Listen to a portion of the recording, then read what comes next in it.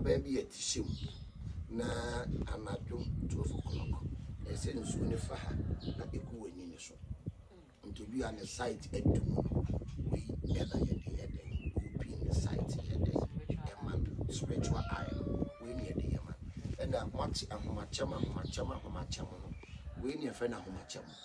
and ahoma we no ye wo mu different ye wa ahomachem ahomakasafo and kisie ntoma omo nyina omo sese ahomachem na wutwa na ye se moja ye den efiri mu eba yesi nyame ye chem ene ye kata and then how that ye so empa ahomachem nso munware yes because nyame ye chem ne ye kata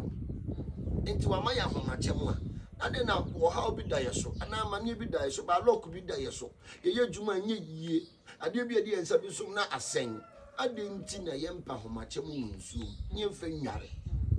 na obi be to akire usunsun a nyame so ato akire sanity